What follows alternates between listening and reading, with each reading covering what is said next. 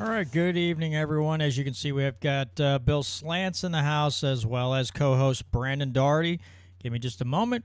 We shall start the recording and resume the Liberty Talk. In the restaurant of life, we're putting freedom back on the menu. It's the Missouri Liberty Report with John Williams, working with grassroots organizations and legislatures to make Missouri the freest state in the nation. Let freedom ring. All right, folks, and we're back with another edition of the Missouri Liberty Report. Thanks to all of those who listen via radio, on podcast, or watch YouTube and Rumble. Greatly appreciate my audience and your continued support. Well, as we said last week, we are joined this evening by Bill Slantz. He is running for Missouri governor out of the Libertarian Party. As most of you who have watched this podcast or show for quite some time, I have been accustomed to interviewing a lot of conservative candidates as well as legislators, and we've kind of been switching that up lately and bringing in more libertarians because I kind of fell off the wagon, wasn't bringing so many of them on. I just kind of got wrapped up in legislation and talking to these people about their bills, and now we're going kind of back the other direction because I think we need to highly consider viable candidates who know liberty better than people who are quote-unquote conservative. So first of all, Bill, welcome to the program. Good evening to you, sir. Well, thank you, John. Thank you, John. Pleasure being here. Thanks for having me on. Absolutely. So, I guess now, Brandon, you and I we'll just sit here and fire questions back and forth. You think of something, you ask. But I do have to ask, first of all, Mr. Slantz, what made you, were you always a libertarian, or is this something you came to later on in life after you got in your 20s or 30s or what have you? Have you always been a libertarian? Well, we all are libertarians. Most people just don't know it. And so I had been a Republican conservative for most of my young life until I realized that wasn't really who I was, and I discovered libertarianism, and I discovered the Libertarian Party probably in the middle of the 80s, and said, that kind of fits more along my line of thinking. Didn't really realize it even existed at the time. So for me, it was just an aha moment. They're there, and they speak my language. That's how I feel. Right. Okay, yeah. I mean, I came from the other direction. I came from more of the left, which is an oddity because most people from the left don't come to libertarianism. A lot of folks from the right do, so I'm one of the oddballs that kind of came to the libertarian non-aggression principles type of way of thinking after being introduced to a lot of different things from some very good friends of mine who kind of righted my ship, as you might say.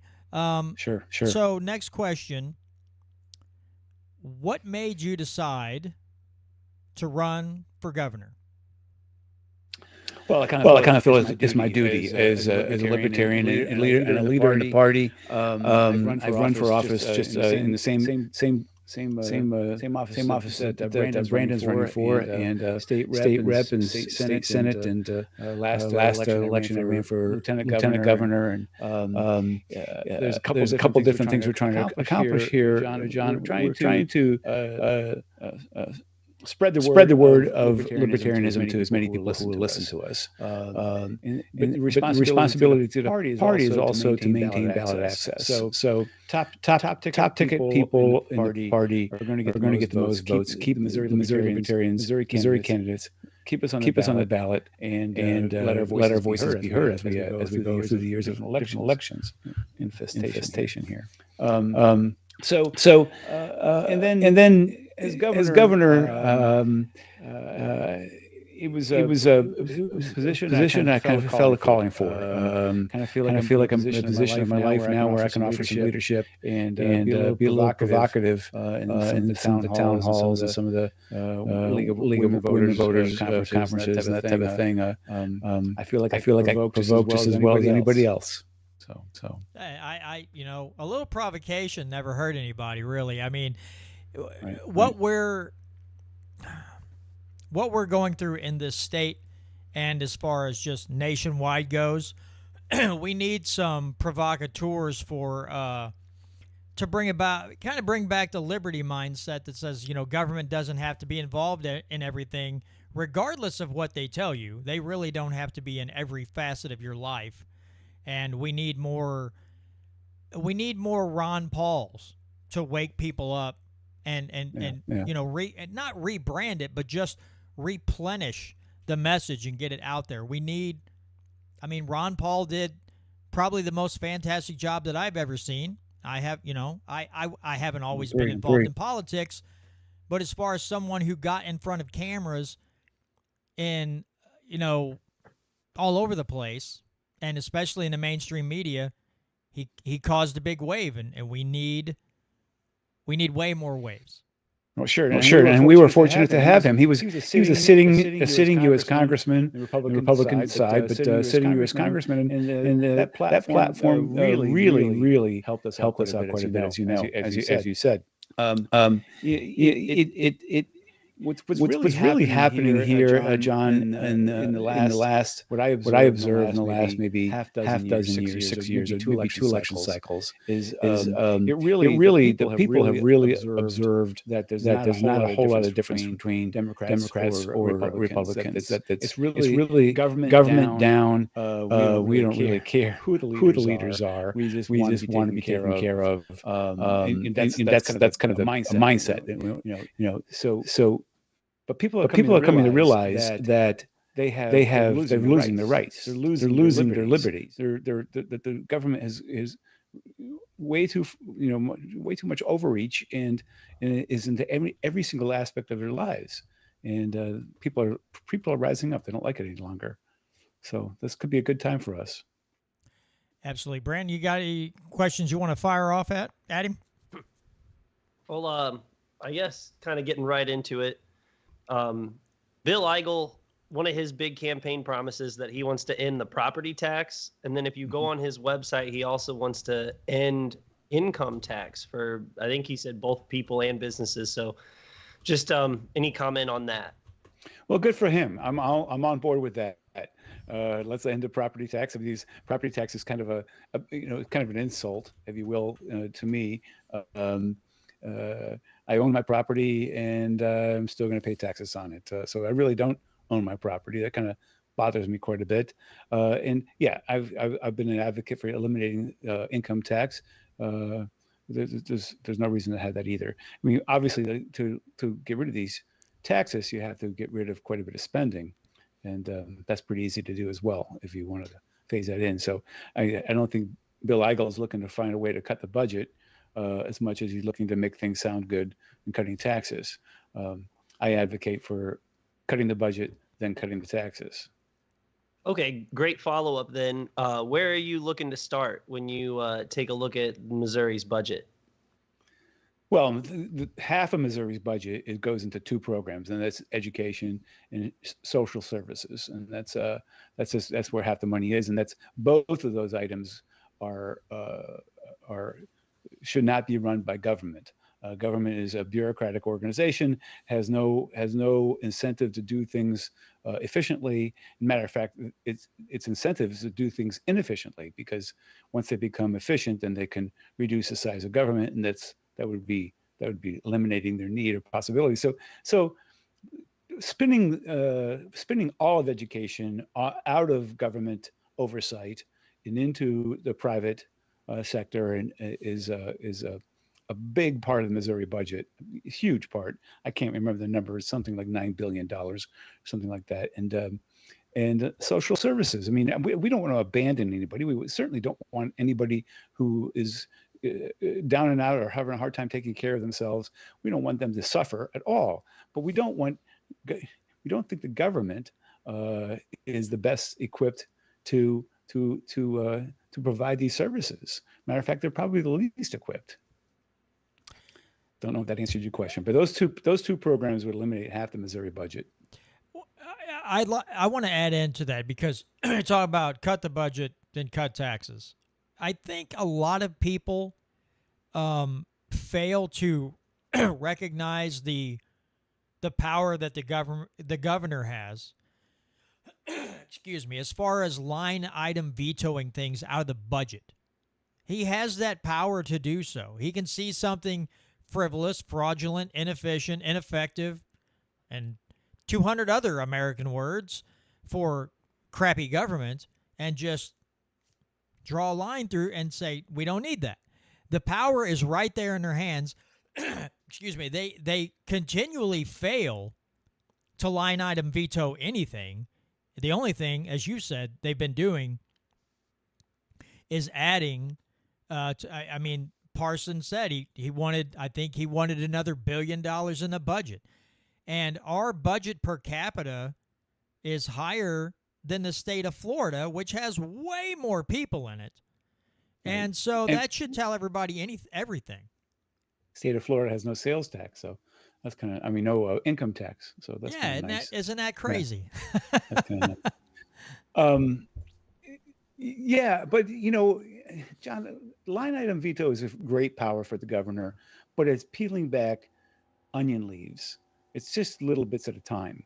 We've got to get legislation proposed that will eliminate these departments. And not necessarily, overnight, but in a prompt period of time, in a short period of time, maybe through 1 or 2 election cycles, where you can really. It sounds strong, and I've been in many a town hall where I'll say these words and I can hear boos coming out of the audience. They don't want to see this happen, but they don't think about what it can be. I sit here, in St. Charles County during the school year, and I watch $100,000 school buses go one after another, after another, after another, after another, all day long, just right here. Imagine imagine all those $100,000 school buses throughout the entire state, throughout the entire school year. Where are we doing here? That does bring up a good point because it's a government-run school district.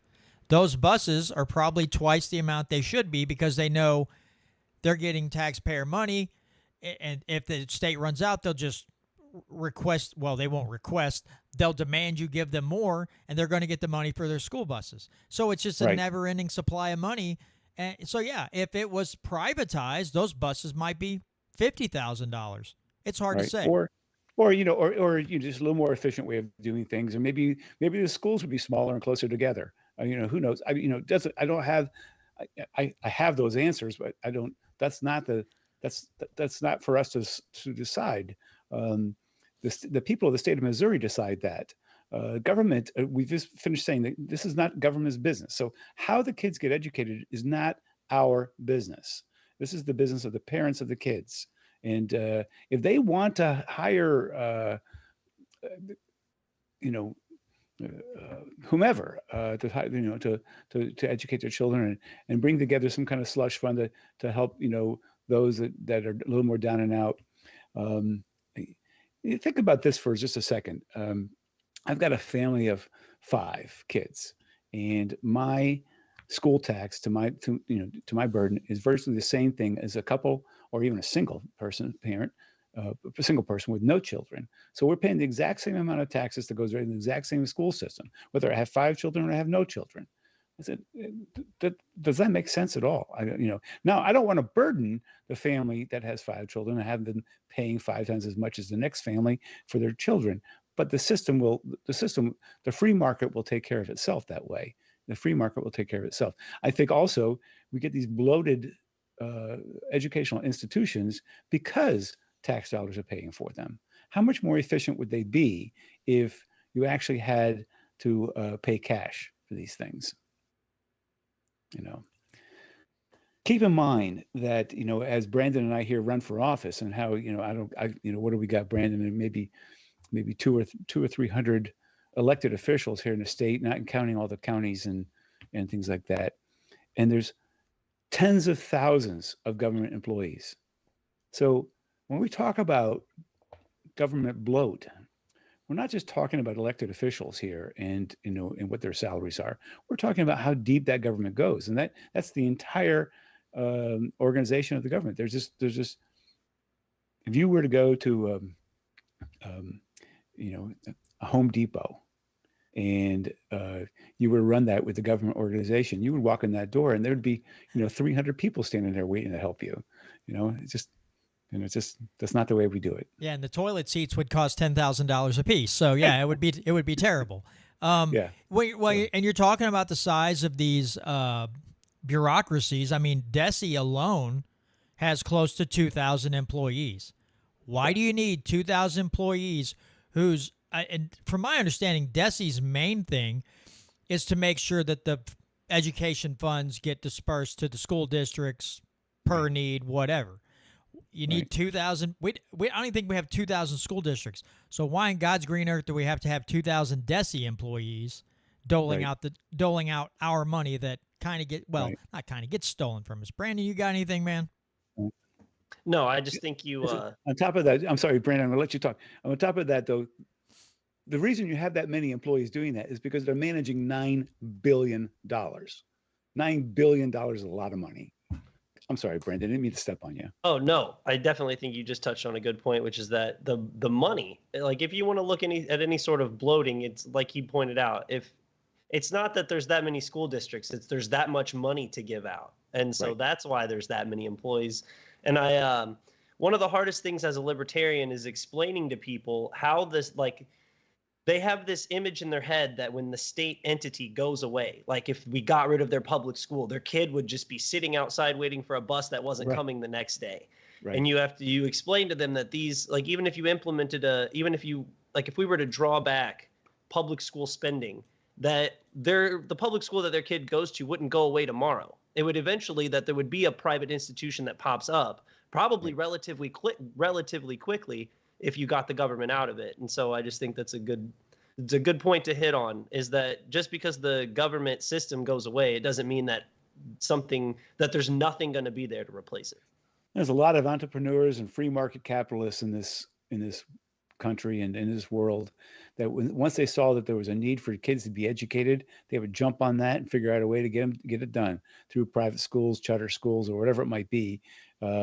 You could better believe that that would get done. And I can't remember now. I don't have notes in front of me, and I told you, John, I had a rough morning. Went through a little procedure to put me out of my misery this morning. So anyway, a little groggy, but I'm doing okay. And I think the number I came up with, I have to go back there, is something in the order of $13,000 to $15,000 a year per student is what we're spending right now on a basic education. Now, I have to ask you, if I was an entrepreneur and I ran a private school, and I could put, I don't know, 20 kids in a classroom for $10,000 a piece. I'm looking at am I doing my math correctly here? A $200,000 a year business just for that one class, for that one teacher. You have to pay for brick and mortar and that type of thing, but nonetheless, that's think about it. Now we're left with how do we get your kids back and forth? Well, there's a lot of ways to do that too. So anyway, government bureaucracy is not the solution. It is, and it's a cookie cutter solution too. Not to mention the fact that even though in Missouri we've got a fantastic education system in some of the counties that I've observed, it's still when I say fantastic, I mean it's got a little diversity, diversity in education. It's still cookie cutter. It's still requiring these children to go through the same curriculum, come up with the same solutions, rather than teaching to what a child can learn. I'm not an educator, but this is my observation: is you can't expect a student who's going to end up being, an electrician to spend so much time learning biology. I just teach. I think I've made that I think I've made that same point on this show before, that the public education system teaches all of the kids to be the next Jeopardy contestant and doesn't cater them to skills. It doesn't have anything to do with what the market needs for labor or the highest producing jobs. They want you to learn all of these different skills and not skills, all of just these different useless points of information. And so you'd be the next great Jeopardy contestant, because it doesn't actually, 90% of the information that you learn in high school, especially, it doesn't apply to the real world. You never end up using it. I love that Jeopardy contestant. Exactly right. That's exactly what it is. So again, we're going back up to this, John and Brandon. It's these teachers need you to pass that test. If you don't pass that test, then they're going to fail, and their budget's going to get cut. So they're going to find out a way to get you to pass that test, no matter what it takes. And if a student needs more time, a couple more years, then we got to, you have to provide that to them. If a student doesn't need any more time, then let them go. Keep move them down the ladder. Don't, that we're getting off on tangents here. Again, we're talking about, a better way for the government to run the school system. No, government just should get out of the education business, period. That's my stance on it. Okay, well, this ties in. This might be another tangent, but I have to ask.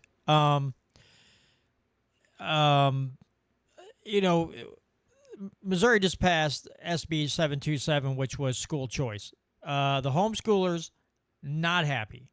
They were calling their representatives and senators and droves saying, don't you dare vote for this, because it seemed like homeschoolers were going to be considered to be in buildings, and then tied to that was no firearms in school buildings. And they were like, no, it's fine.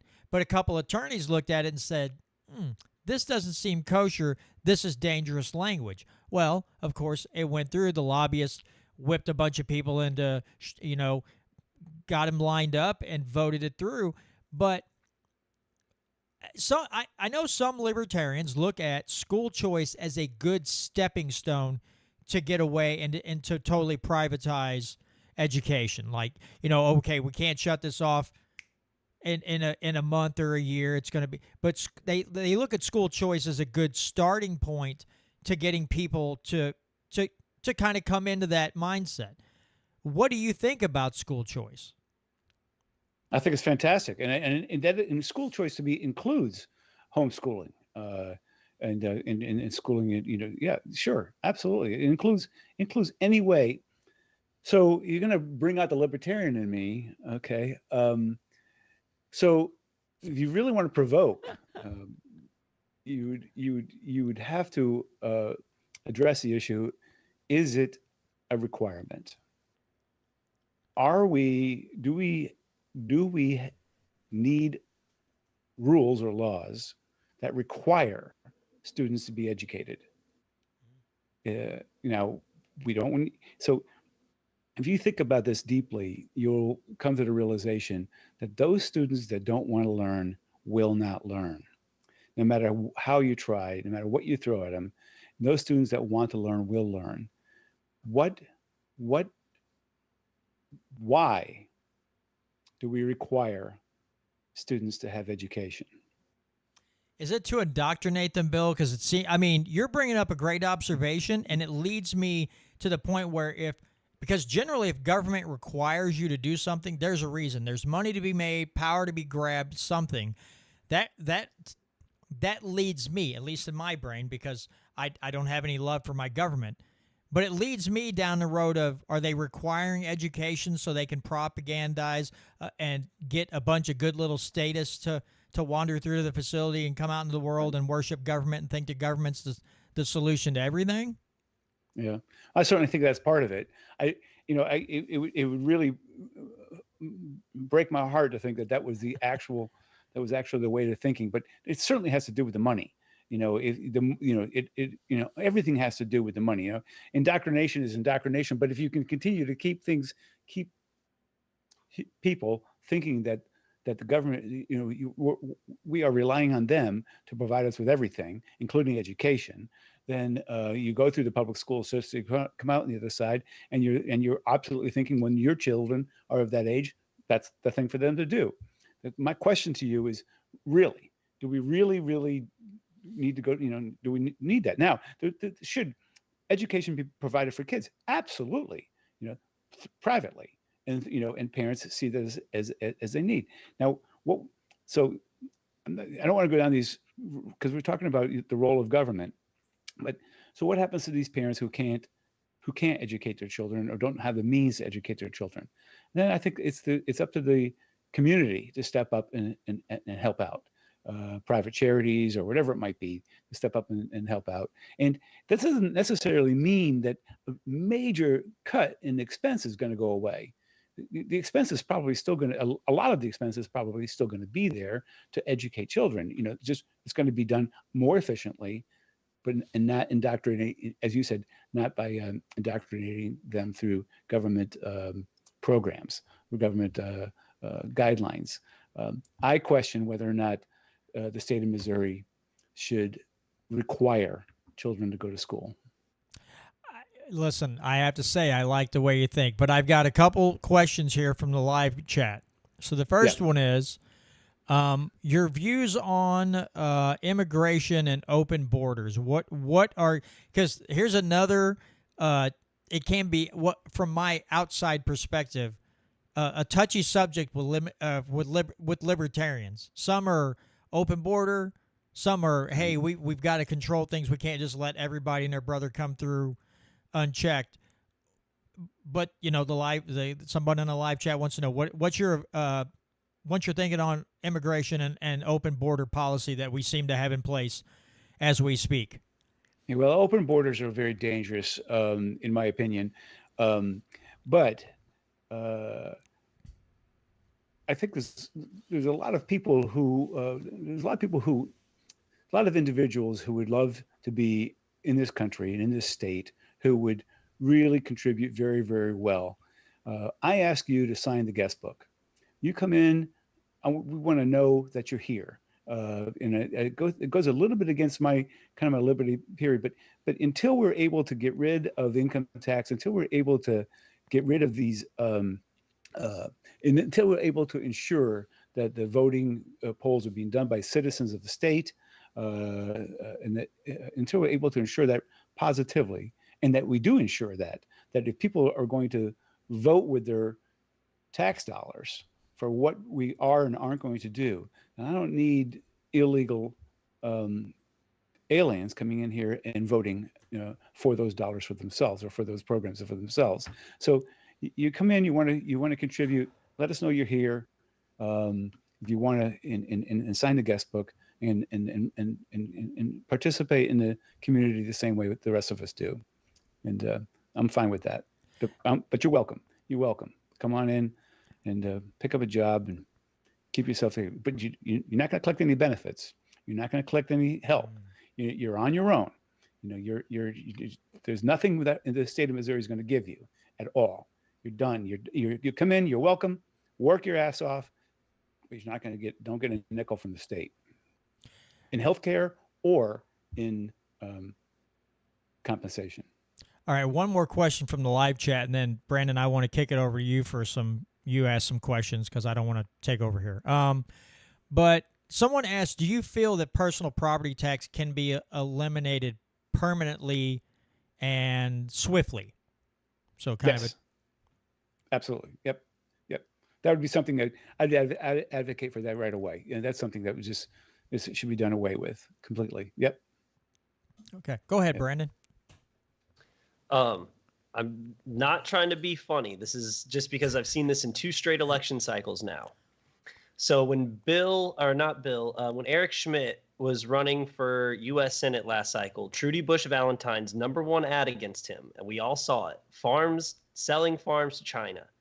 And then just the other day, Mike Kehoe had an ad against him where they were talking about how Mike Kehoe was selling Missouri farms to China. And I just wanted to know if you had any sort of comment on any of that, and your opinions on, if you had any opinions on the ad itself. Well, I hate those kind of ads. So you're trying to make somebody look bad. If you can't look good on your own, then I think you got your own issues. selling farms to China.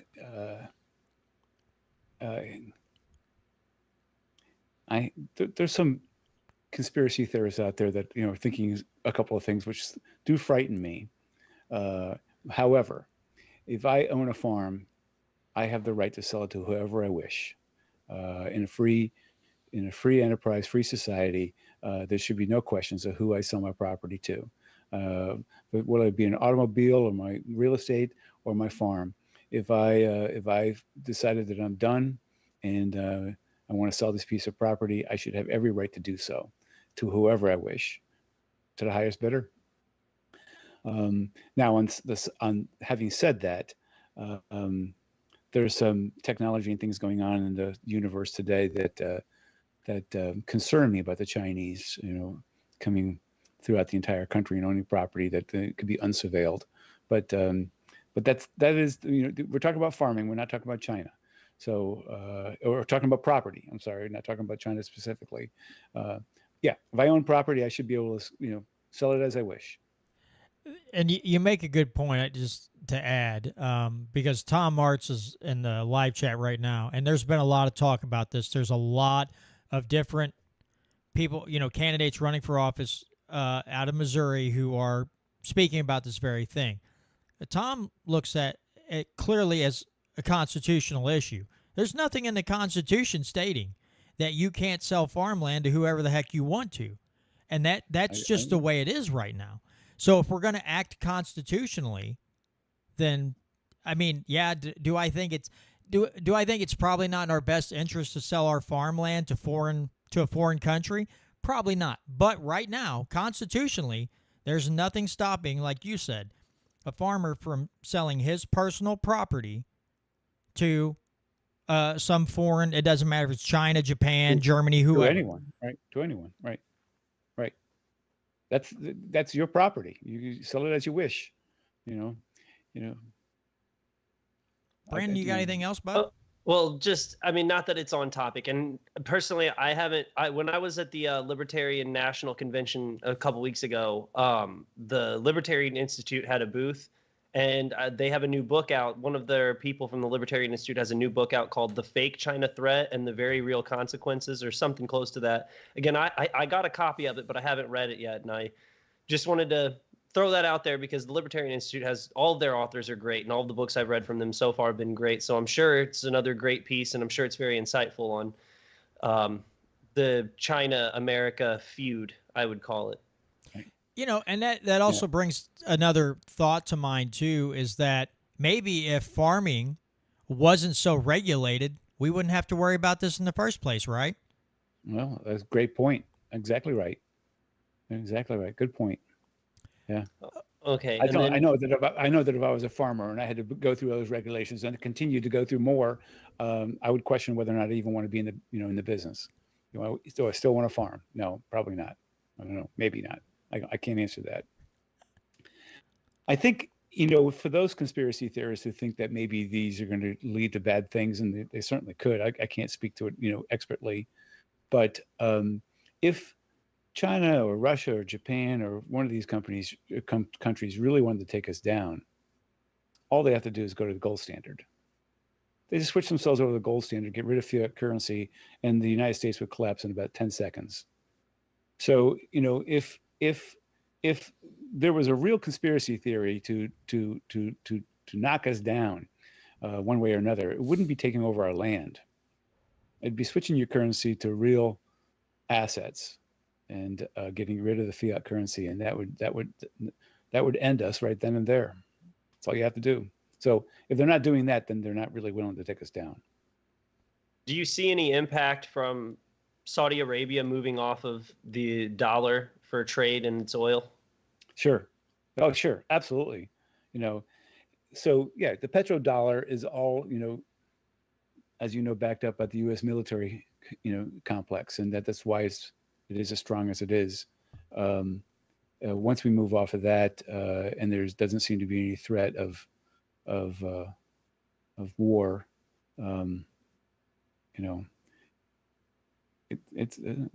times are limited here when it comes to U.S. dollar fiat currency, for sure. Times are limited. All right, I'm going to ask you another, because I want to ask you about some hot topic issues, because we're going to see them in ads. Unfortunately, Fire we away. get inundated, or we get inundated with some. Understandably, people are upset, but all right. So let's just take, for instance, I even have to, first of all, let me preface it with this. I hate that I have to even bring this up, but the gender affirming care for kids that are, well, for kids, they're not adults. What are your thoughts on gender affirming care for, a 10 or 11-year-old or whatever? Even if it's just, maybe it's not mutilating surgery, but it's just puberty blockers or hormones. Mm-hmm. It gets in a thing, because some people are like, well, that the government shouldn't be involved in any healthcare decisions, but part of me is like, we have to protect kids. Now, again, that could be a slippery slope. We've fallen down many of those. But what are your thoughts on this? So, so first of all, I find it pretty offensive for any parent who wants to manage a 10-year-old in this way, and certainly if it's if the institutions are enabling this, or going to follow through with the parents' wishes, or give them enough money to get puberty blockers or whatever it might be. That's a sad place that we are, in my opinion. But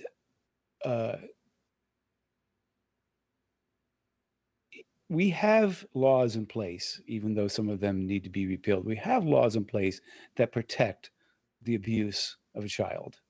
And it would be up to it would be up to a smarter person than myself, attorneys or whatever it might be, to be able to define these actions as abuse.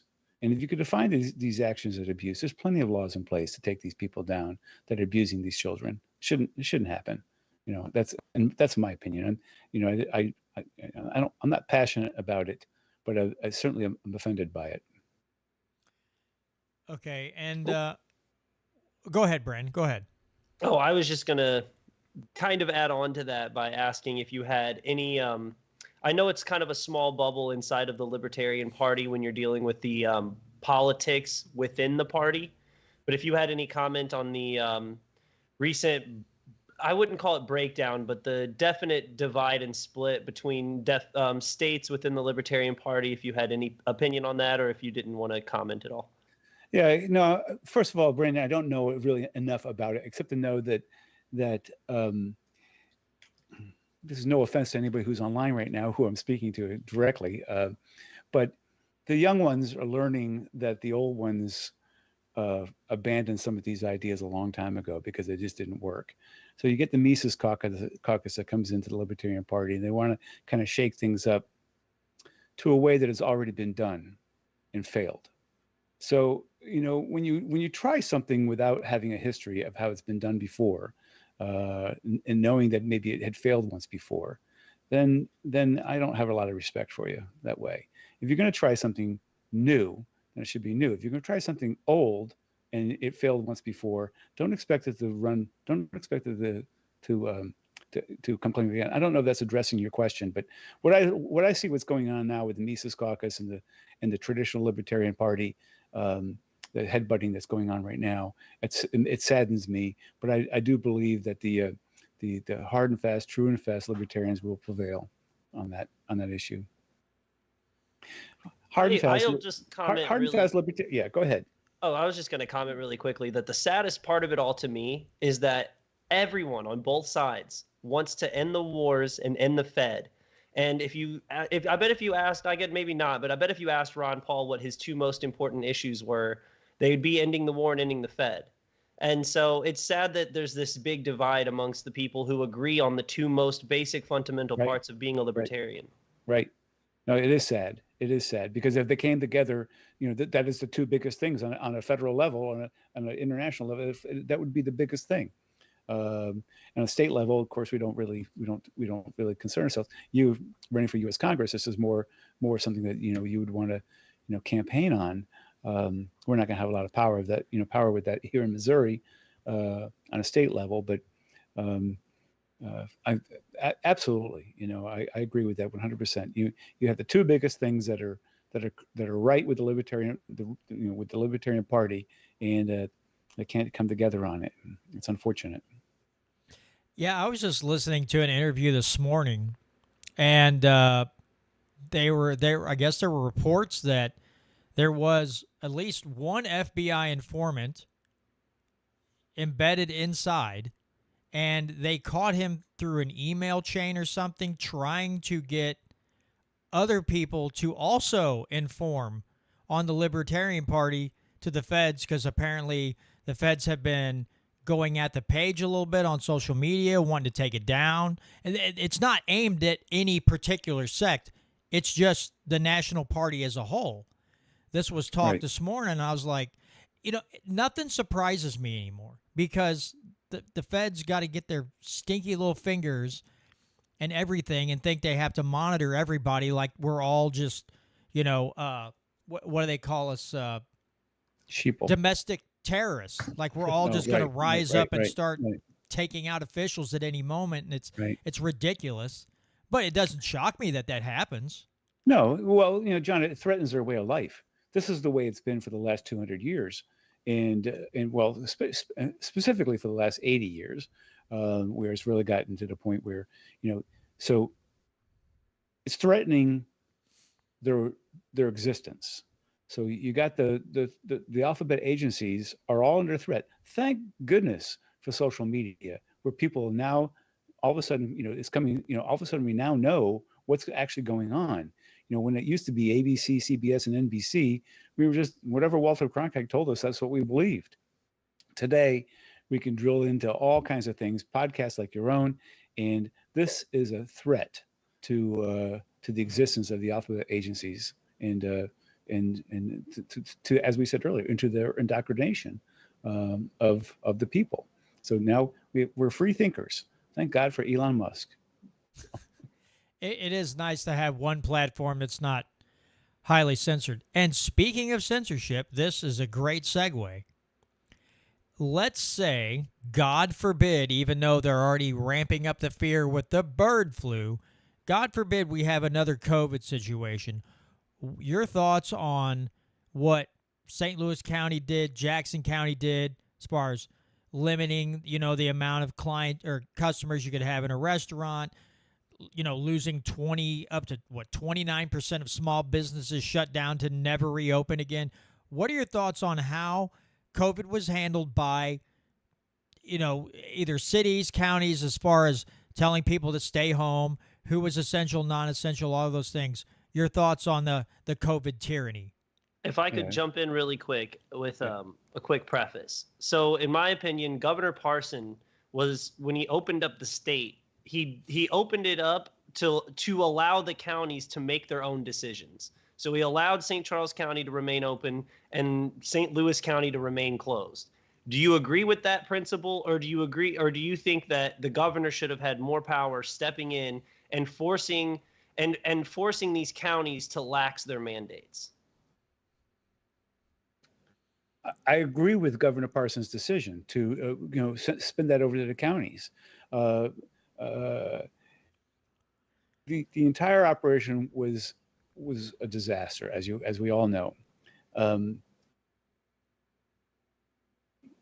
In that situation, like with smallpox or with any other bird flu or whatever it might be, in that situation, I do believe that the government has a role in providing information to the people best they can.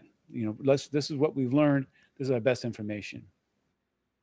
And it would then be the turn of the medical community to provide advice as to what you should and shouldn't do.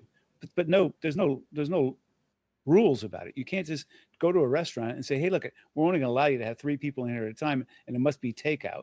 That's crap. Once I've been told the dangers of whatever flu or pandemic or whatever it might be, then I have a choice to either say, I'm going to stay out of that restaurant because there's too many people in there, or I'm going to go in there and take my chances.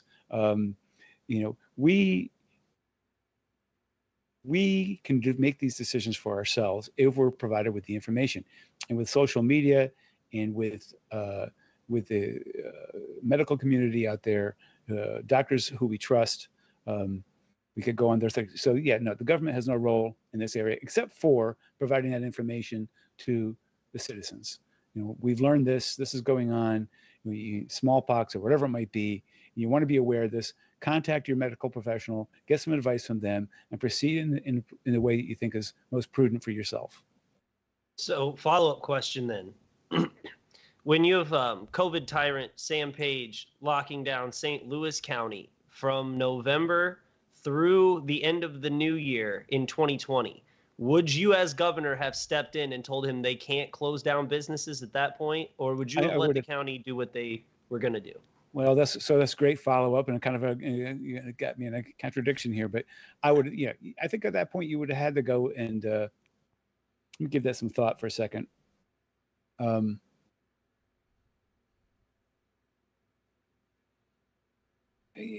Brandon, you think about it a little bit more, and you gotta let the counties do what the citizens of the counties want to do. But on the other side of the coin, I think I'd have to step in and let the people know of the St. Louis County that the county's overstepping its bounds, and that was there a law in place that if somebody broke that law, they were going to be thrown in jail or go to There were. So I worked at Lombardo's restaurant right by the airport there during this whole thing. And the craziest part was the sister restaurant. They have two sister restaurants closer to downtown. And both of those got to remain open. And the worst part is the busiest day of our year, like number one day for sales is New Year's Eve. We do like this big specialty menu. So when they did that, it was really tough. I mean, there was a lot of really upset business owners. And in my opinion, in the state, unless there's something in the state constitution that says they give you the authority to close down businesses during viruses, which it's 200 pages long, but I haven't seen it. I think it's on, at least the governor should support lawsuits that fight against that tyranny. If there's nothing in the Constitution that allows the governor to step in, but I couldn't imagine that when rights are being violated to such an egregious degree that the governor doesn't have any power at all. Yeah, I think now that we've talked it out, I think I agree with you there. I would have to go to the county and just say, look, you've overstepped your boundary. This is not in the Constitution. You have no authority to do this. And of course, I'd have to have a conversation with someone like you and somebody who understood the Constitution better than I do. But once we comprehended that, then of course that would be the role of the governor. Sure. Yeah, because I think I do agree with you. I think it's an important point that every elected official swears an oath to the Constitution. In Missouri, they swear an oath to the Missouri Constitution and the U.S. Constitution.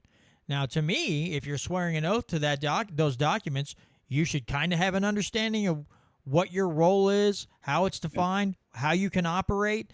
And if you're telling businesses that they can't operate at normal capacity because of a virus, well, you've already, and it's now, I guess if you want to be cutesy about it, Sam Page could say, or some of these counties could say, well, I didn't say that. The health department said it. Well, health departments are unconstitutional because they're not outlined. But yeah, I think we just. So let's back up for just 1 second and kind of have some fun with it, because So this restaurant is licensed by the state of Missouri. Well, that's my next absurd, point, right? And and then managed by the health department. Well, that's absurd too. So if you got rid of the licensing of these restaurants and you got rid of the health department, then what's your enforcement? How do you mandate a restaurant close because of healthcare? What's your leverage? Yeah, that's a great point. That was my next question to you, or that was a statement/question, because I've sit here and I've pleaded with people at times to give up the whole stupid licensure argument. I mean, we had businesses locally. One of them said, "Screw you, we're operating as usual," and other businesses narc them out. It's like, why don't you join in with them? You're normally your competitors, but at this point, band together and tell the health Right. departments we don't care. But when you Right. have to ask permission from a local state government to operate within its borders, you're opening up this can of worms. Right. Right. So yeah, so I say get rid of the licensing, get rid of the health department. That'll take care of the other problem. So. I mean, so let me ask you this, Mr. Slantz. So if you were to become governor, how would you handle, or what guidance would you give to the legislature to handle the licensure issue? Because the thing that gets me is Democrats and Republicans they just love to say how much they absolutely support small business. But then they lay regulations and licensure at their feet and say, well, if you can make it, we like you if you can make it through all these fiery hoops and pay us our extortion fees. Yeah.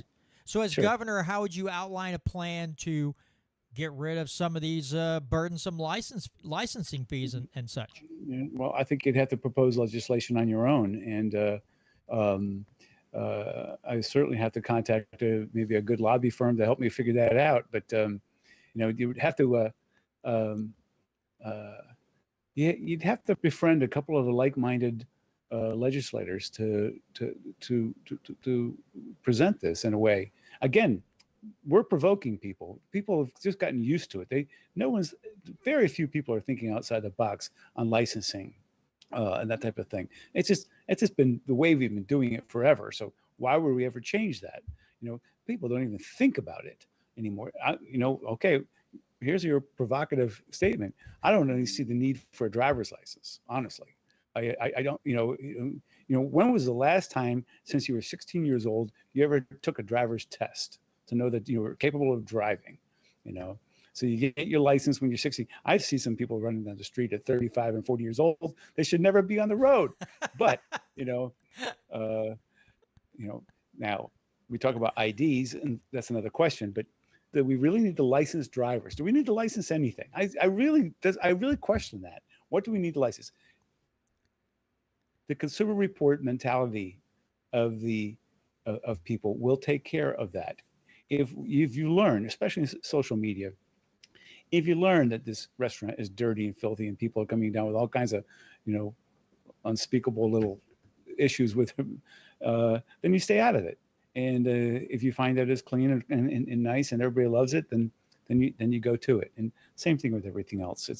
You just rely on us to take care of each other rather than rely on the government or Big Brother to take care of us.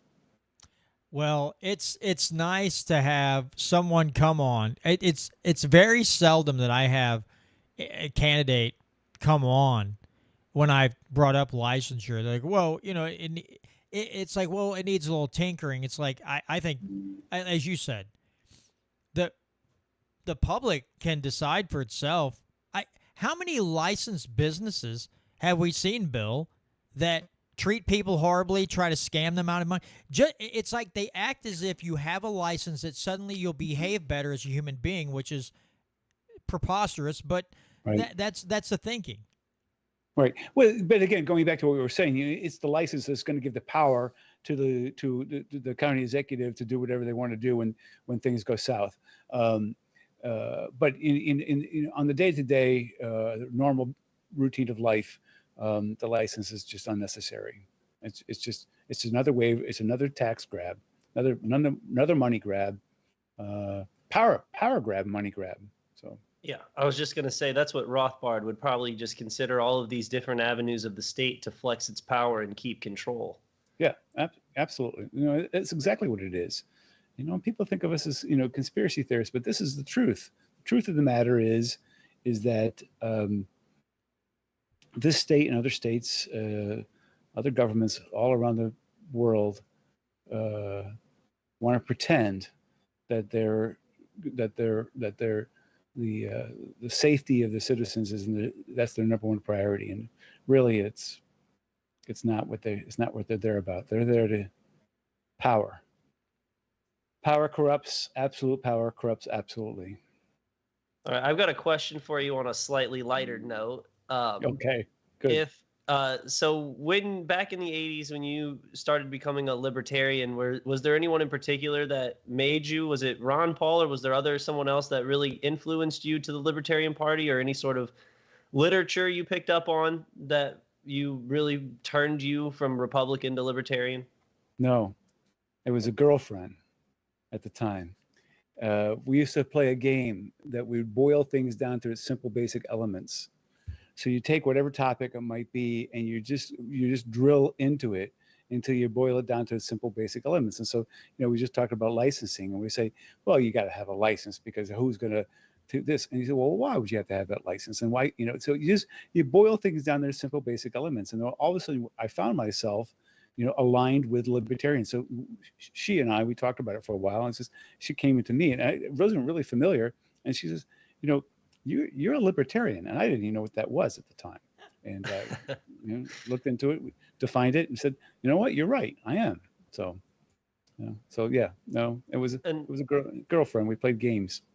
Well, for those who didn't find their libertarian path that way, is there any libertarians that you recommend to people who are curious about libertarians? I always recommend Ron Paul's manifesto and the I can't remember the name of it right now. It's the Murray Rothbard economics book, but I can't remember. Certainly Ron Paul and Murray Rothbard, certainly, but contemporarily we have Spike Cohen, and we have Dave Smith, the comedian Dave Smith he's a great libertarian. So in my opinion, I was hoping he was going to be presidential candidate, but for younger folk, you're looking at, I would look at Spike. He's pretty good. Oh yeah, love Spike. All right, well, I want to get into another topic here. This isn't really a hot button topic by any means, but to me, this is one of those things that I get really fired up about, and that is the war on drugs. Absolutely hate it. Wish it would just go away. What are your thoughts about the drug war? And to me, a horribly failed policy. Yeah, on many levels, horribly failed. I mean, so how many people do we have incarcerated because they got arrested for drug abuses and things like this? It's got nothing to do. Government has nothing to do with that. Who are we actually protecting with drug laws? I mean, the responsibility to protect a 10 or 12-year-old or 13-year-old from experimenting with drugs is on the parent. And if you don't know where your 13-year-old is, and you've got other issues to deal with. But yeah, no, the drug war wasn't that my generation Nixon started that whole thing, I think. Completely failed and completely a power grab. All the way. I just always think about how many you could take the money that you spend fighting the war on drugs and pump it into church-based rehab programs that just bring people to faith and get people clean and off the streets and promote a better way of life instead of just locking them up in a box. I always think that would be the better option. Yeah. Somebody who's probably better informed, better educated than I am about this, but if I recall correctly, the whole program from the Nixon era was to incarcerate those who are not participating in society the way we thought was right. Okay, so it meant that if you weren't white and educated, we're going to put you down, and that's really where it started from. And that was really unfortunate. So now it's just ballooned into something that's just completely absurd. So it was absurd at its concept. It's absurd, even more absurd now. Yeah, no. So in answer to your question, John, there's war on drugs needs to end. Period. Okay, and tied to that, Representative Lavasco about every session, because even though Missouri has laws against civil asset forfeiture, now the feds have created this equitable sharing program. So they still, get local law enforcement to cooperate, and they keep 80% of the proceeds. So he always introduces a bill about every session to say, we're not participating in that either.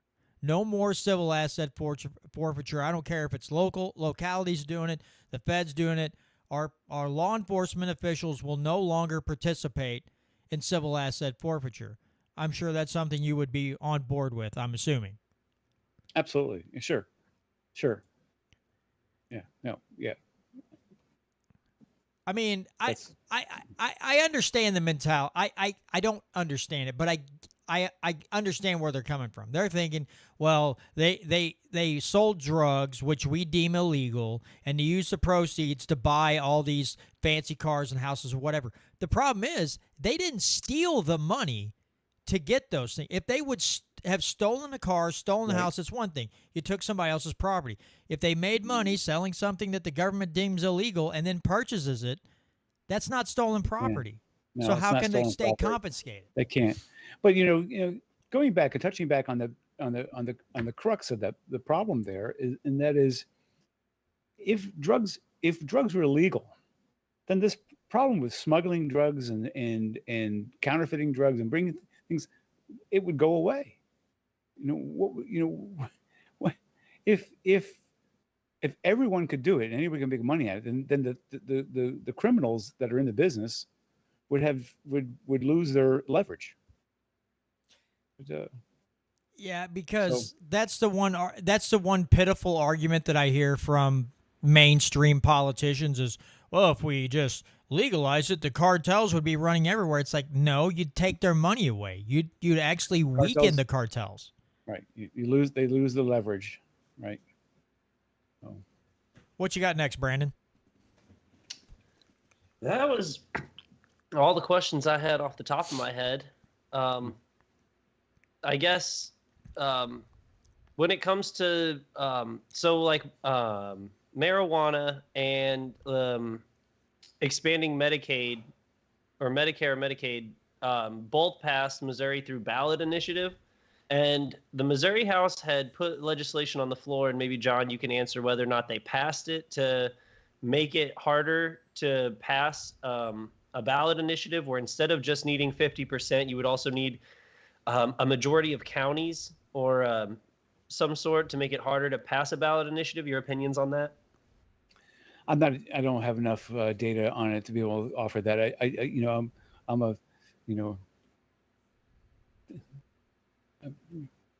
born in a republic that I believe that majority should rule on whatever we say.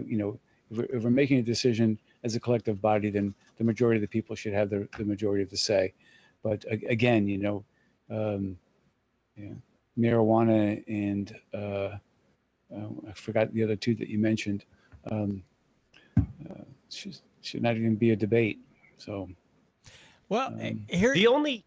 Oh, I'm sorry, John. You go first. Well, just to make a quick point, I myself, I'm in this camp. I was really aggravated that Amendment 3 passed. And when you look at I can never remember how many counties are in the state of Missouri. But out of all those, only 16 counties passed that amendment. So a very small portion of the state, yes, it was the most highly populated, pretty much right down the middle from St. Louis County across to Jackson County. But North and South said no, we don't need, I guess that's the biggest argument. We don't need to legalize marijuana and put it in the Constitution. If the legislature would have had a spinal cord, they could have just said, yeah, this is ridiculous. Why are we doing this? And Representative Ron Hicks, when he was in office, had a very good bill for legalization of recreational marijuana, even to the point where you didn't have to display your grow license on a door. No random checks from some idiot bureaucrat to see how many plants you had. It was a great bill, but inside, lobbyists destroyed it, didn't get it through, and then A3 hits. And like I said, 16 counties out of all of them passed it. That was the big concern, as is the abortion, the abortion issue to enshrine it in the Constitution will be on the ballot probably in November. It's a concerning thing because, to me, when you look at statistics like that, it is a little too easy to change the Constitution. And why people are so enamored with changing keep adding things to the Constitution. Our state constitution should not be that thick to begin with. Should have bingo and all this other nonsense in it. U.S. Constitution, you can fit in your pocket. Right.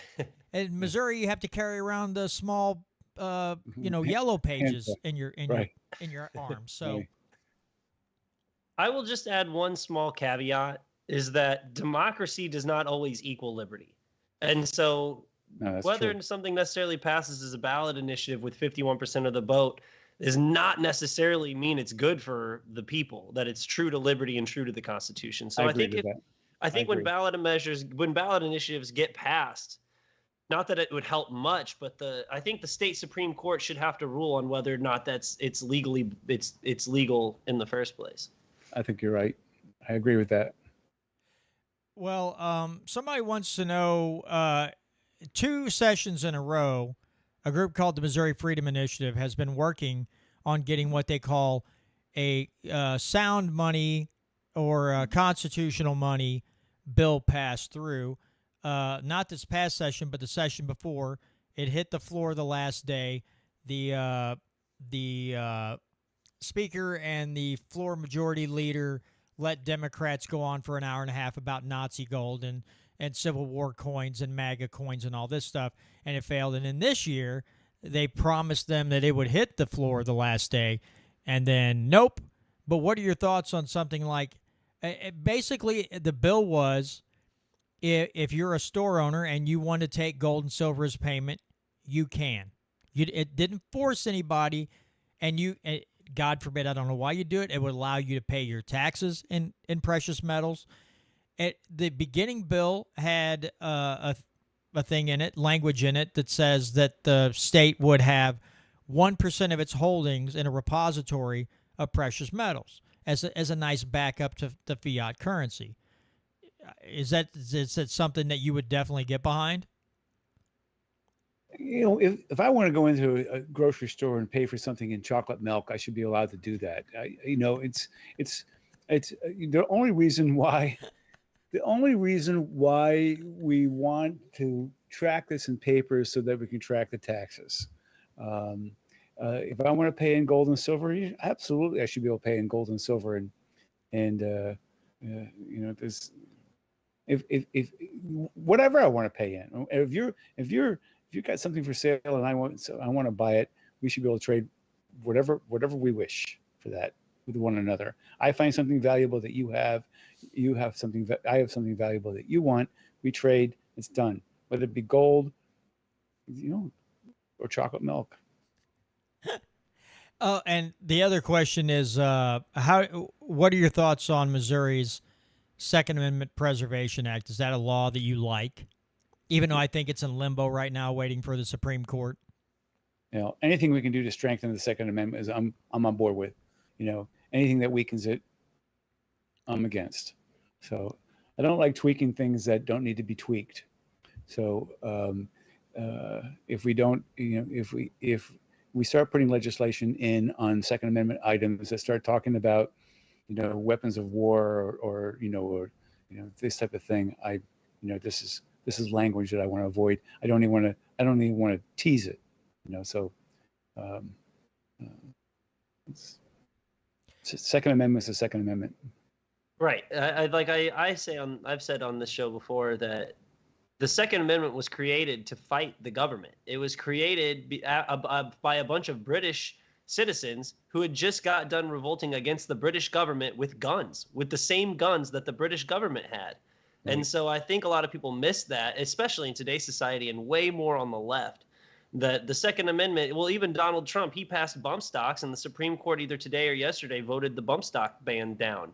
Right. And so even Republicans too, they forget that they're banning weapons that we would use to fight tyranny, and it's them we want to fight.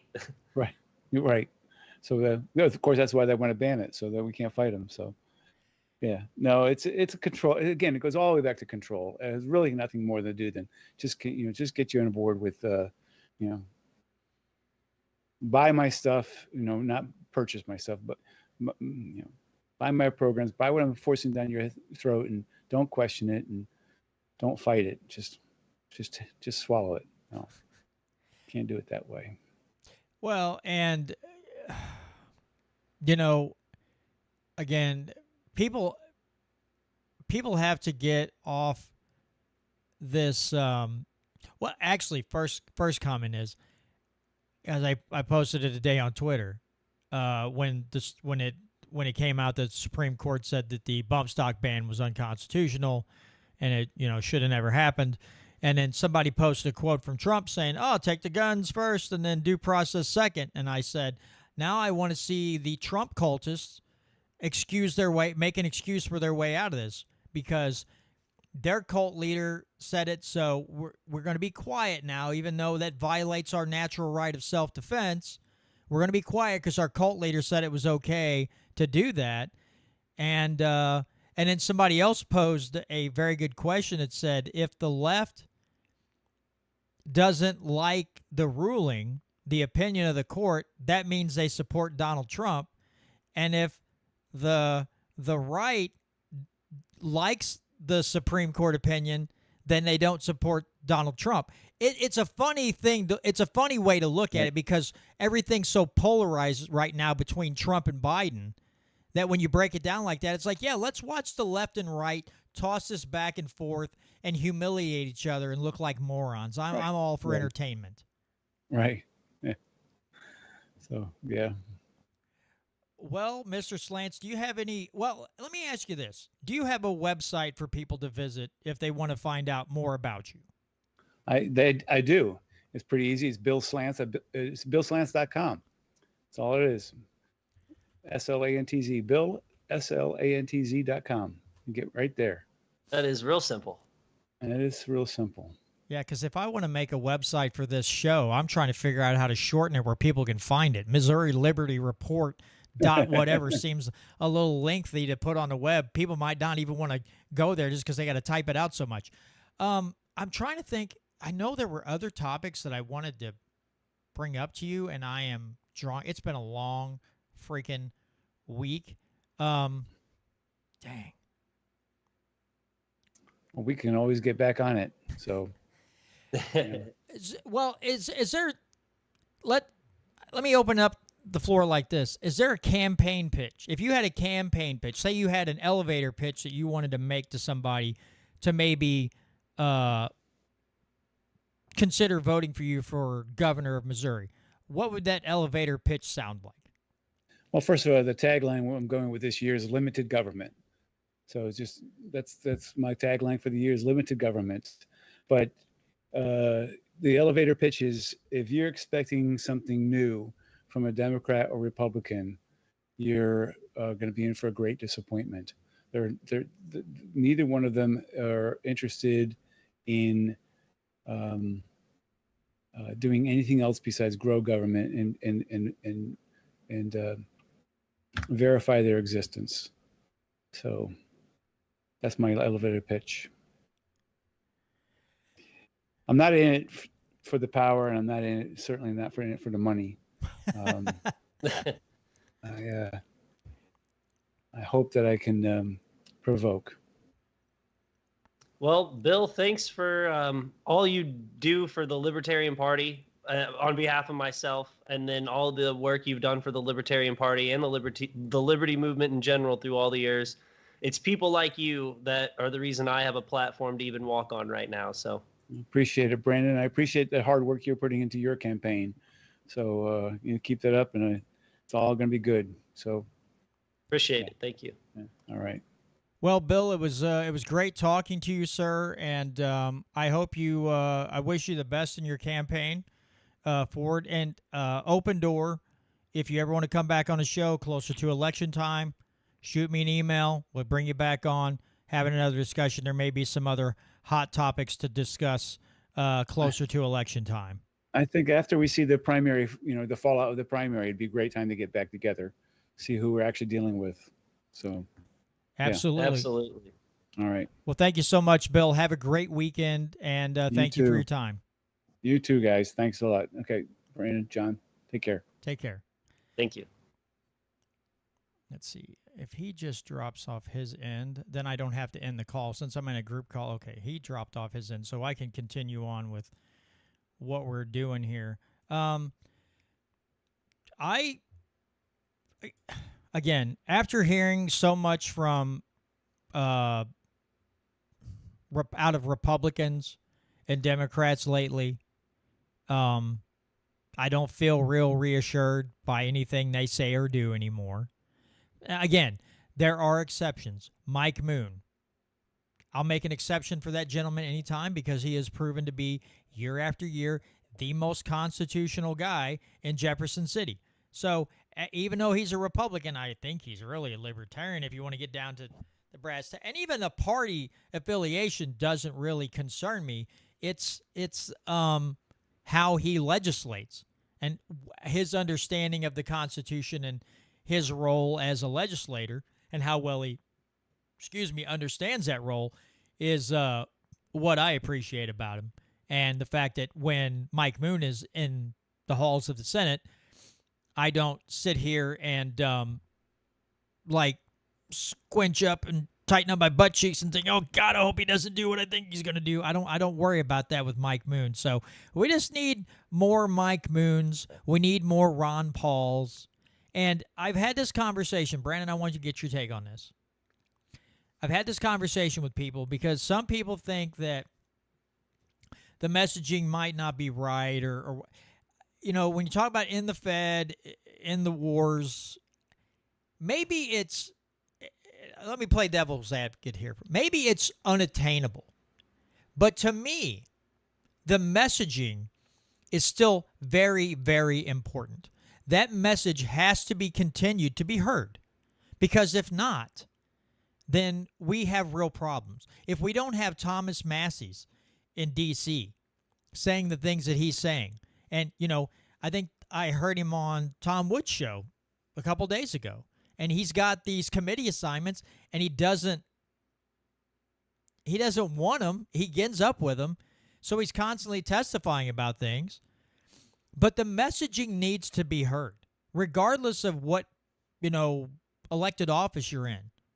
That these liberty ideals need to be circulated throughout. Now, again, the mainstream media may not give him a lot of attention unless he makes everybody mad by forcing them to D.C. during COVID to vote for the CARES Act, which he opposed. But the messaging was spot on. So what do you say to something like that if somebody's like, that's not an attainable goal? I would say, personally, the messaging is still important. Getting people into those positions with that message is still a very valuable thing. Would you agree with that? Oh, 100%. I'm pretty sure we talked about this either last time or the time before, but it's all about moving the Overton window. If libertarians got 10% of the vote, we just carried 10% of the vote, and both Democrats and Republicans needed our vote to win any given election cycle year after year, even if you didn't continually vote libertarian, but you considered yourself a libertarian, then like when Donald Trump showed up to the Libertarian National Convention and said he'd commute Ross Albright's sentence on day one, that only happened because he's at the Libertarian Convention, because he had to come and give us a speech that we were going to like. And he only did that because RFK Jr. and Biden are both together. Like, who knows how the political landscape's going to shape up in November with all the different people on the ballot. So he's coming in to get as many votes as he can.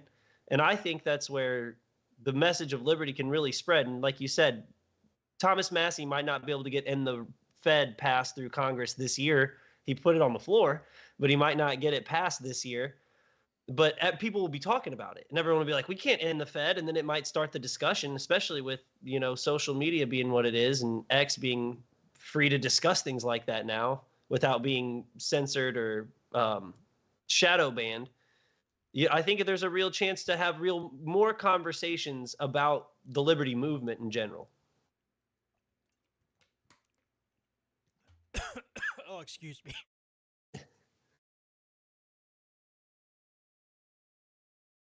Went down the wrong pipe. I apologize. Jeez Louise.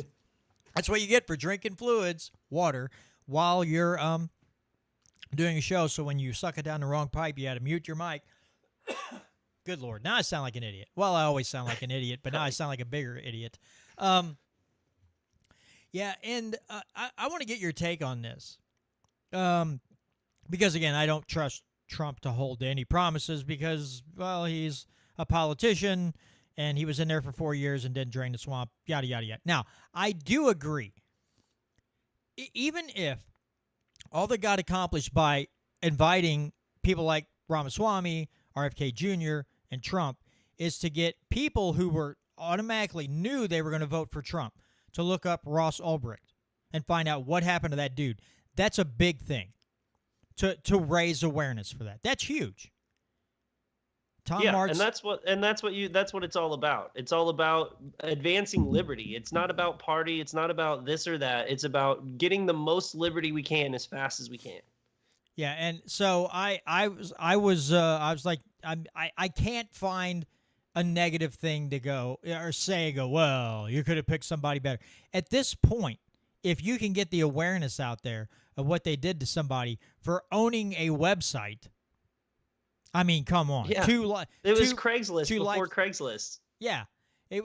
Someone sold drugs, and so the guy who owns the site has to spend his whole life in jail. Okay, that sounds reasonable. And I lost my train of thought just like I always do. That's not an uncommon occurrence on this show.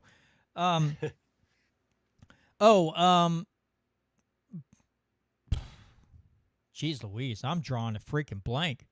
I feel terrible. Oh,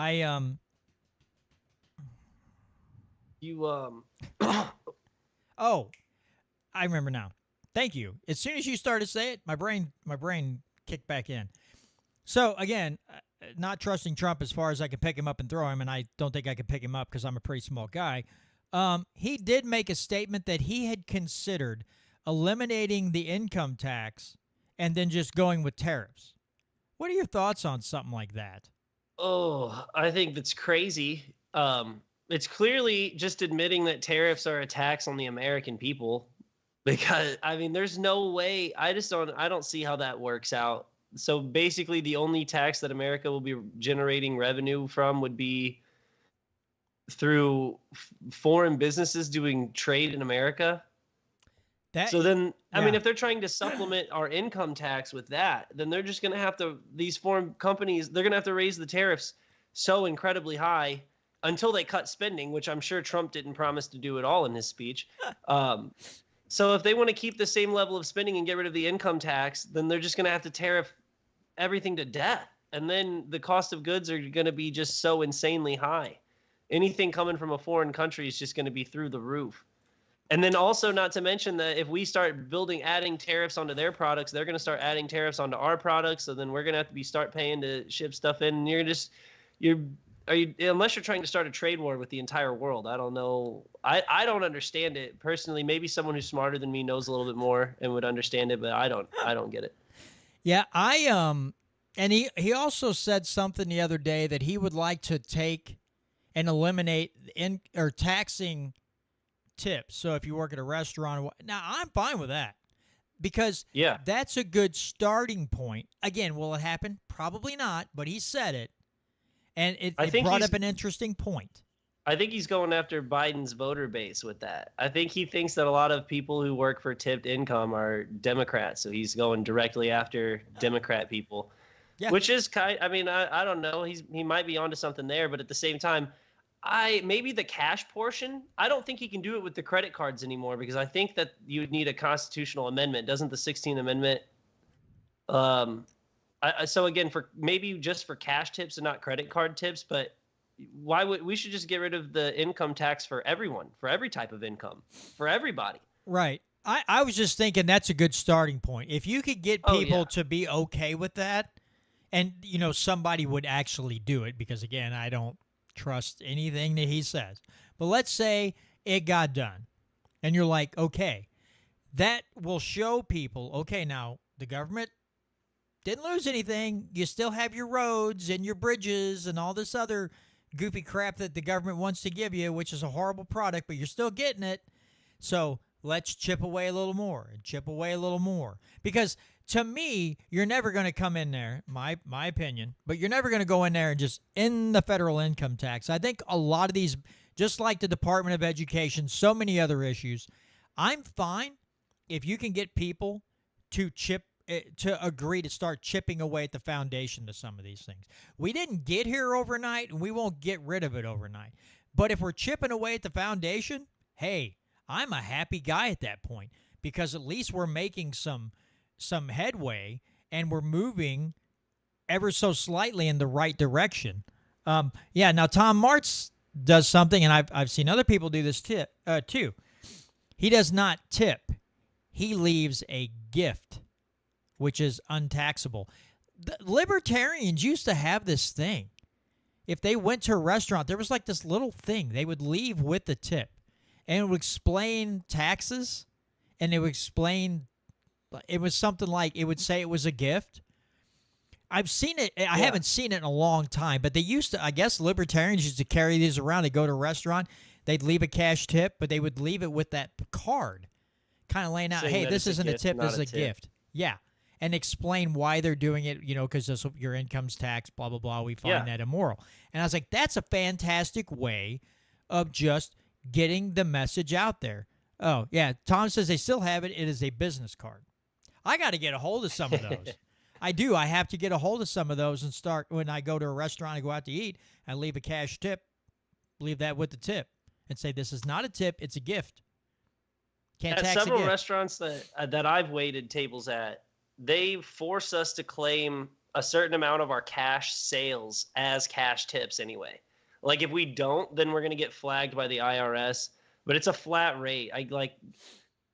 I'm just going to speak on behalf of almost every server I've ever worked with. We don't claim all of the money that we make, and especially in cash, I'm never claiming as much cash. You would be amazed how many people who paid in cash have stiffed me as a waiter if the federal government started asking me. So yeah, I don't know. It's it's like you said, like I said, you said, it's definitely a good place to start. But I think I hope it builds into more people just not wanting their income taxed right away off of the government.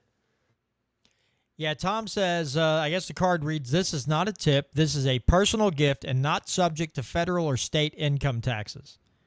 See, that kind of messaging right there, that's a perfect way, because you're generally a lot of people who work, depending on the restaurant you work at, a lot of waiters and waitresses don't make a whole lot of money. Now, if you work at a high-end establishment, you might make pretty good money. If you're working at a local diner, you're not going to make a lot of money, generally. This is a great place to start leaving these messages, is people who aren't making a lot of money, who are probably really upset that maybe their establishment wants them to claim a percentage of the cash tips because it'll flag the IRS will, flag them as a business. And it's a great way, if the business owner's like, hey, and be like, look, I have this card that says this is not a tip, this is a personal gift. It says right here, this is a personal gift, so I don't have to claim this on jack squat. And you know what? People in service industries that maybe get paid in cash, that don't want to claim all that, who the heck can blame them? Why would, if I'm getting cash under the, I shouldn't even say under the table. If I go do a job and the job's $500 and the guy hands me $500 bills and goes, thank you very much. Why would I want to claim that on my taxes? I did the work. Oh. Why do I want to give part of that money to some jerk in another location who didn't work at all for that? Why would I want to give, I wouldn't want to give the guy 2 pennies of $500. It's like, no, dude, I did the work. Screw you. You go out and get a job, a real job, a job that has a job that actually produces something of worth and usefulness. Yeah. Instead of being a parasite all the time. Good God. But anyway, anything else to add before we close out the show, Brandon? Just reread Murray Rothbard's Anatomy of the State, and I read it the first time, and it was when I was first introducing myself to the Libertarian Party, and it's very anarchist. It's very, very good. It's written. I'm trying to think of the right wording. It's very complex writing. You have to be ready to really pay attention and read, because it's not like old-timey English, but it's the way he writes is very formal. And so but I recommend it highly.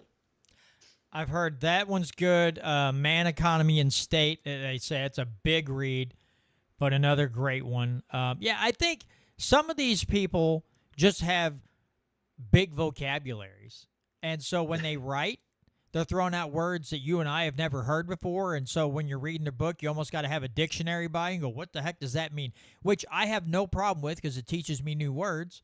But that's just intelligence. There used to be a guy by the name, I hope I don't mess his name up. He's passed away, and he died in a mining accident.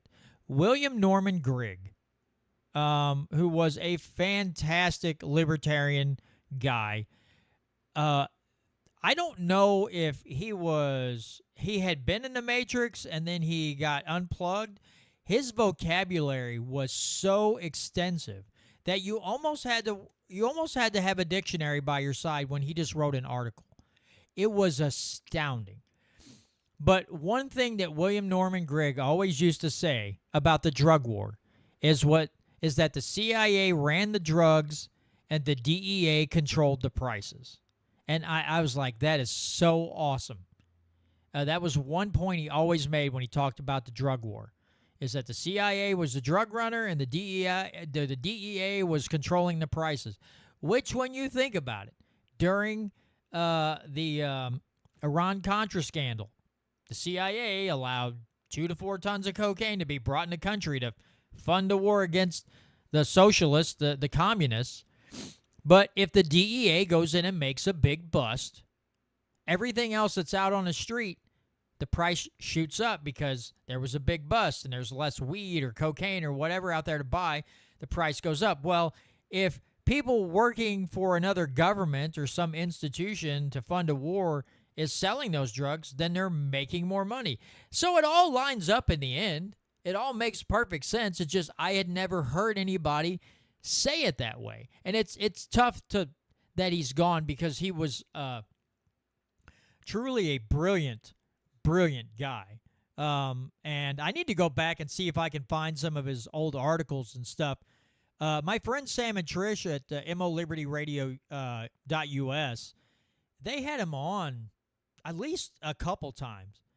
And just sitting and listening to the guy, you were just, it's like, it was almost too much for my pea brain to like soak in. Because like I said, his vocabulary was so extensive, but he was such a nice guy and such a smart guy that there was one interview with him I probably listened to like 6 or 7 times on a loop. I just couldn't get enough of it. And there's just certain, the Thomas Massey interview with Tucker Carlson. That was just a home run. Did you get a chance to watch that? I haven't had a chance to watch. It's on the queue. It's lined up, but I haven't had a chance to watch it yet. And the one he did with Tom Woods a day or two ago, that was a great one too. The one with Tucker Carlson. Okay, I just found a subject just by chance to segue into, even if it's for a few minutes, Brandon. I don't want to do a spoiler here. But they did talk about the Israel-Palestine thing, right? Oh. And he was talking about how AIPAC ran $300,000 worth of ads against him, and he still kicked everybody's can in the primary. So he's up for election again.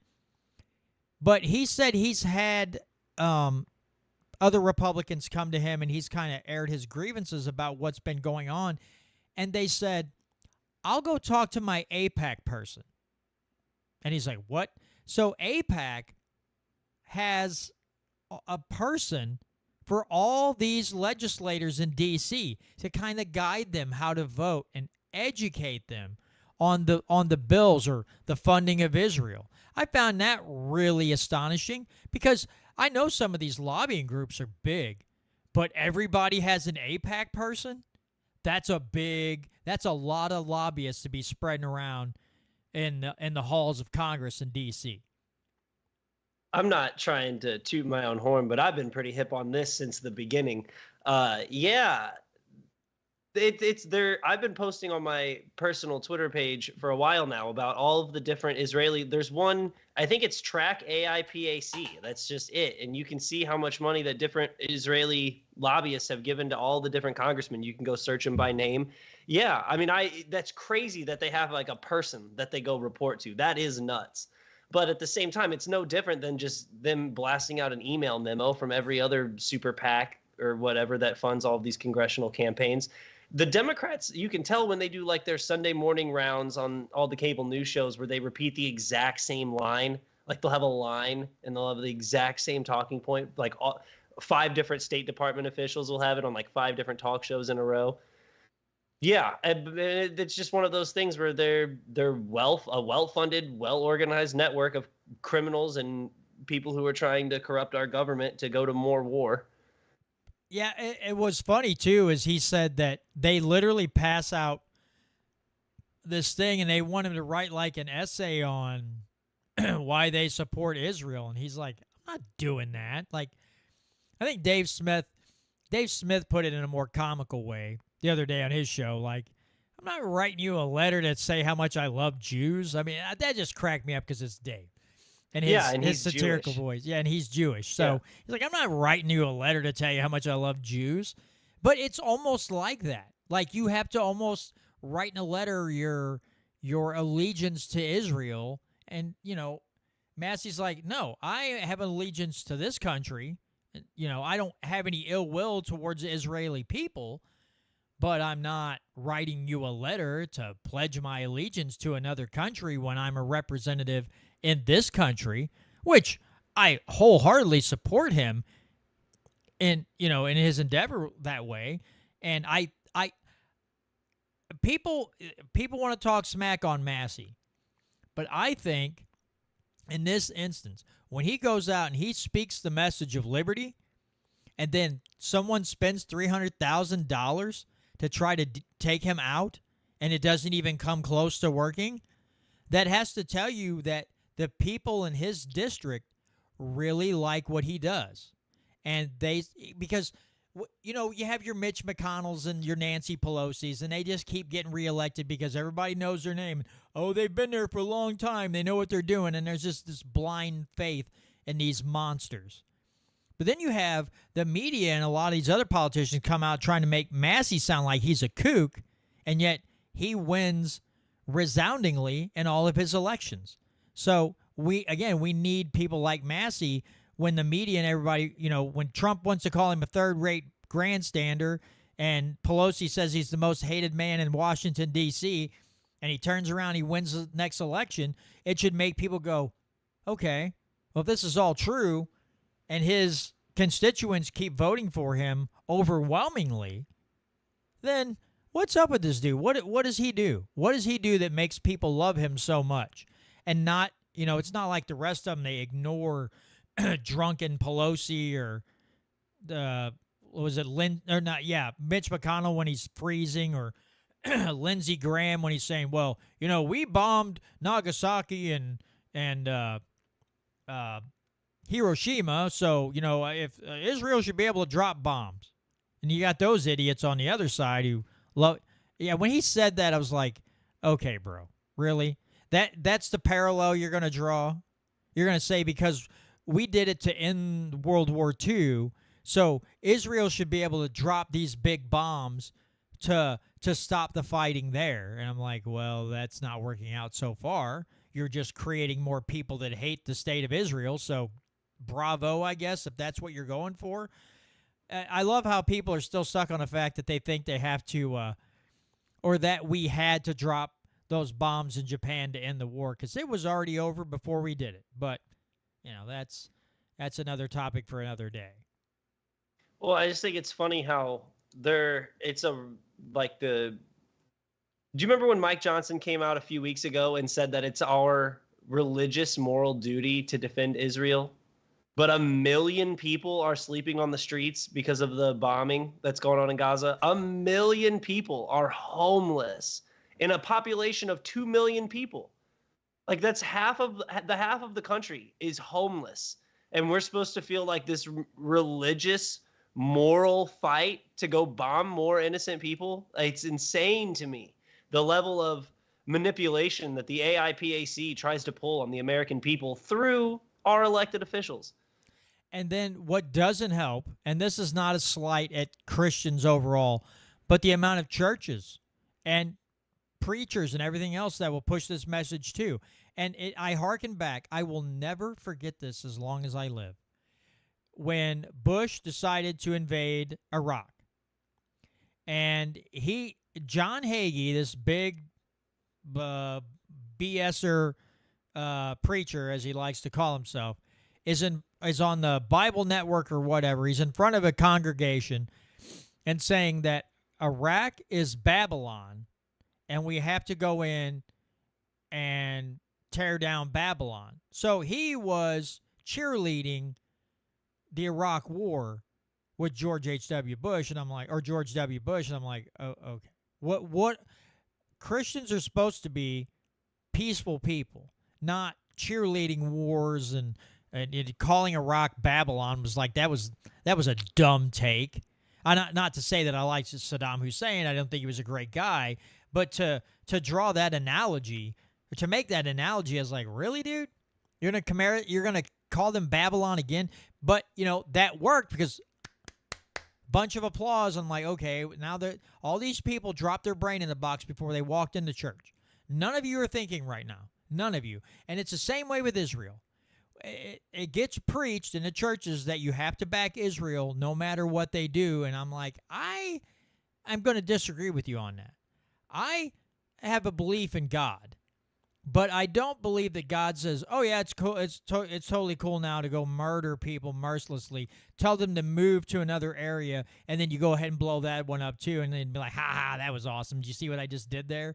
I don't believe any God would be okay, unless your God's just an awful God. But I don't think the God that I believe in thinks that that's okay to just murder people relentlessly and push them everywhere and then continue bombing. And then when humanitarian aid comes in, oh, we'll blow them up too, like it's some kind of contest.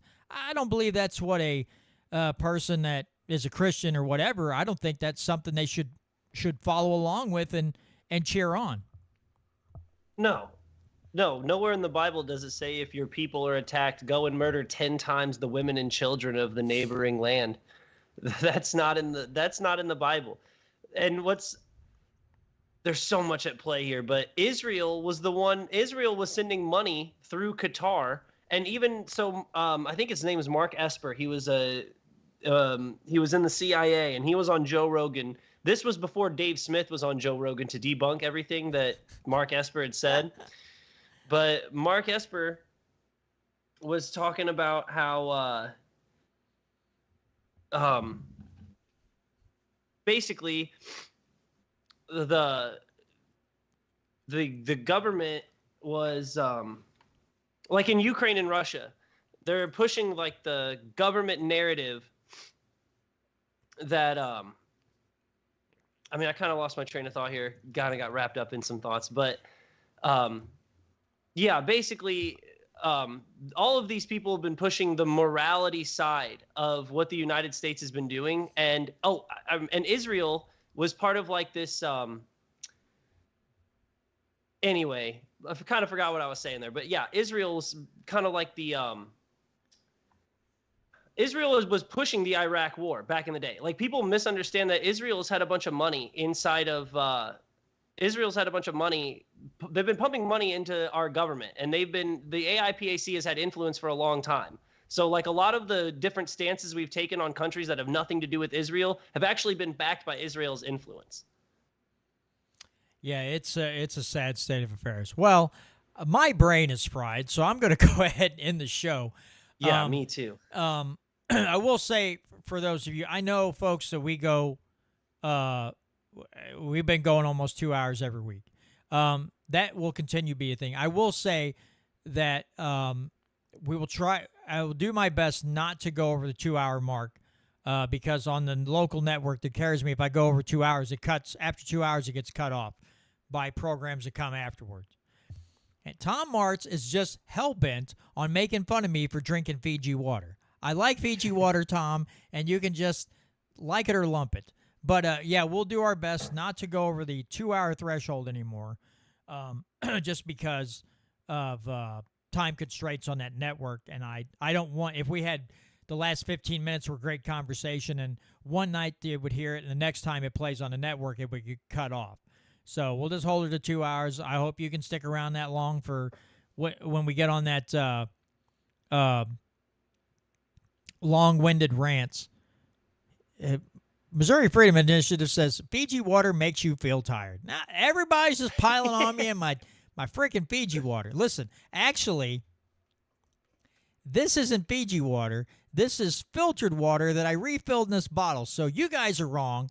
This is just plain old filtered water in a Fiji bottle. And I hope to God there's nothing in this plastic bottle that's leaching out in the water, making me tired.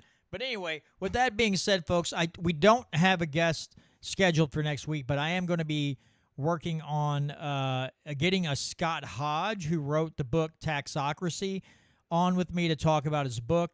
And then we may find other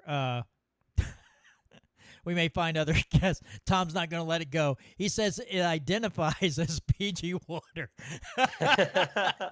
Thanks so much, Tom, for your input, buddy. I really appreciate it. All right, folks, with that being said, again, from John, or for myself and Brandon, thank you so much for joining us again for another edition of the Missouri Liberty Report.